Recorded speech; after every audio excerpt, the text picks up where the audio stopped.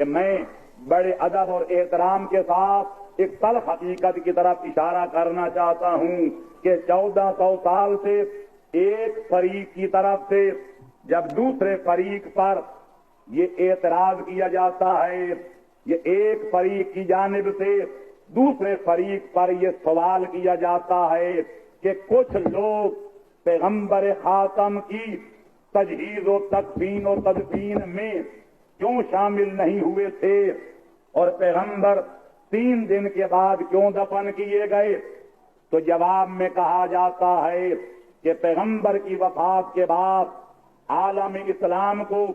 2 مسئلوں کا سامنا تھا، 2 مشکل مسائل درپیش تھے، ایک امام کا بنانا، دوسرا پیغمبر کی تجہیز و تکفین کا انتظام کرنا۔ کہتے ہیں اگرچہ پیغمبر کی تجہیز و تکفین و تدفین بھی بڑا ضروری مسئلہ تھا، بہت بڑا اہم موضوع تھا، لیکن امام کا مقرر کرنا، پیغمبر کے جانشین کا منتخب کرنا اتنا اہم، اتنا لازمی مسئلہ تھا کہ پیغمبر کو غسل و کفن کے بغیر چھوڑا جا سکتا تھا، پر امت مسلمہ کو بغیر ہادی و رہنما کے ایک لمحے کے لیے، ایک لحظہ کے لیے نہیں چھوڑا جا سکتا تھا۔ میں کہتا ہوں آمنا و صدقنا، آپ ٹھیک فرماتے ہیں کہ مسئلہ امامت اور مسئلہ خلافت یقیناً اتنا اہم موضوع ہے، اتنا لازمی اور ضروری موضوع ہے کہ امت مسلمہ کو ایک لمحے، ایک لحظے، ایک منٹ، ایک سیکنڈ کے لیے بھی بغیر امام کے نہیں چھوڑا جا سکتا۔ پر یہاں بات ختم نہیں ہو جاتی، آپ کو تھوڑا سا ذہن پہ زور ڈالنا پڑے گا۔ میں آپ کو دعوت فکر دے رہا ہوں کہ پیغمبر خاتم کی وفات کے بعد امت مسلمہ پر آنن فانن جس مسئلے کی اہمیت اور نزاکت اتنی واضح ہو گئی کہ پیغمبر کو غسل و کفن کے بغیر چھوڑا جا سکتا ہے، پر امت مسلمہ کو امام اور خلیفے کے بغیر نہیں چھوڑا جا سکتا، تو میں سوال کرتا ہوں اس مسئلے کی اہمیت کا علم نبی کو بھی تھا یا نہیں تھا؟ اگر کہتے ہو کہ نبی کو احساس نہیں تھا، جس کا امت کو احساس ہو گیا، نبی کو علم نہیں تھا، جس کا امت کو علم ہو گیا، تو اس سے خرابی یہ پیدا ہوگی کہ نبی سے امت کا علم زیادہ ماننا پڑے گا، امت کا احساس نبی کے احساس سے مافوق ماننا پڑے گا۔ تو جس نبی سے اس کی امت کا علم بڑھ کر ہو، جس نبی کی امت کا احساس اور شعور اس نبی سے کہ شعور اور احساس سے بڑھ کر ہو، کم از کم وہ بندہ اس امت کا نبی نہیں ہو سکتا۔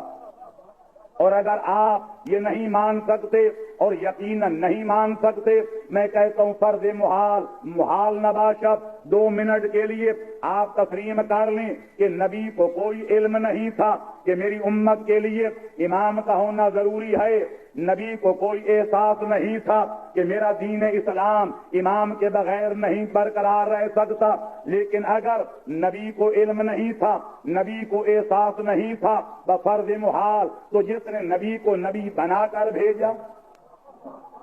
جس نے نبی کو عالمین کا نبی بنا کر بھیجا، جس رب العالمین نے حسین کے نانے کو رحمت للعالمین بنا کر بھیجا، جس نے اس کو خاتم الانبیاء والمرسلین بنا کر بھیجا، جس نے اس کے دین کو آخری دین بنایا، جس نے اس کے پیغام کو آخری پیغام بنایا، جس نے اس کی امت کو آخر الامم بنایا، اس خالق کو بھی اس بات کا احساس تھا یا نہیں تھا کہ امت کے لیے امام کا ہونا ضروری ہے؟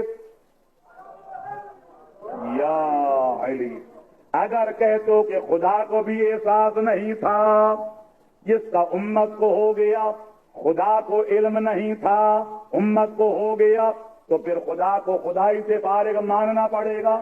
لیکن اگر آپ خدا اور مصطفیٰ دونوں کے بارے میں اس قسم کا تصور بھی نہیں کر سکتے ایک سیکنڈ کے لیے یہ سوچ بھی نہیں سکتے کہ خدا اور مصطفیٰ کو علم نہ ہو، امت کو ہو جائے، خدا اور مصطفیٰ کو مسئلہ امامت کی نزاکت کا احساس نہ ہو، امت کو ہو جائے تو ماننا پڑے گا امت سے کئی گنا بڑھ کر نبی کو احساس تھا، نبی سے بڑھ کر خالق جلی کو احساس تھا۔ تب سوال ابھر کے سامنے آتا ہے کہ خدا اور مصطفیٰ اپنی مسند کے وارث کا انتخاب کر سکتے تھے یا نہیں؟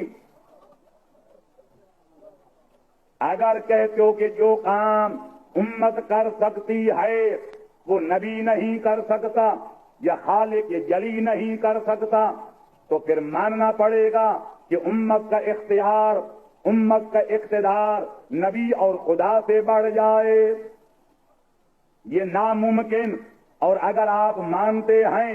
کہ خدا کو احساس بھی تھا، نبی کو احساس بھی تھا، اور خدا اور مصطفیٰ پیغمبر کی مسند کے وارث، کائنات کے ہادی، کائنات کے پیشوا کا انتخاب کرنے پر قادر بھی تھے، تب آخری سوال ابھر کے یہ سامنے آتا ہے کہ جس مسئلے کی نزاکت اور اہمیت کا خدا اور مصطفیٰ کو علم بھی تھا، احساس بھی تھا، اور اس آدمی کو نبی کی مسند کا وارث منتخب کرنے پر قادر بھی تھے، توانا بھی تھے، تو پھر سوال ابھر کے سامنے آتا ہے انہیں اپنا فرض ادا کیا یا نہیں کیا؟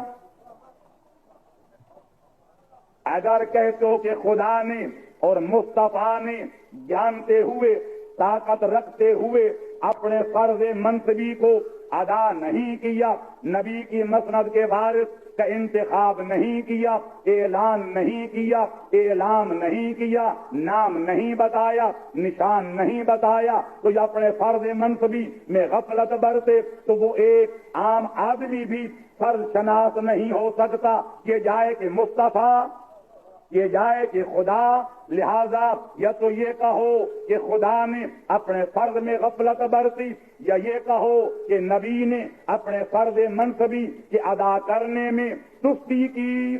اور خدا اور نبی کو نبوت اور خدائی سے فارغ کر دو۔ لیکن اگر خدا اور مصطفیٰ کے بارے میں آپ ایک منٹ کے لیے، ایک سیکنڈ کے لیے بیداری تو بجائے خود خواب میں بھی یہ تصور نہیں کر سکتے کہ وہ اپنے فرائض میں غفلت کر سکتے ہیں، تو پھر آپ کو ماننا پڑے گا کہ خالق اکبر کے حکم سے پیغمبر خاتم نے اس وقت تک عالم دنیا سے قدم اٹھایا نہیں اور آخرت کے سفر پر قدم رکھا نہیں، جب تک میدان خم غدیر میں 1,00,000 سے زائد مجمع عام میں پالان اور پتھروں کے منبر پر جا کر علی ولی کا بازو پکڑ کر یہ اعلان نہیں کر دیا کہ من کنت مولا ہو فہذا علی مولا ہو، یا علی۔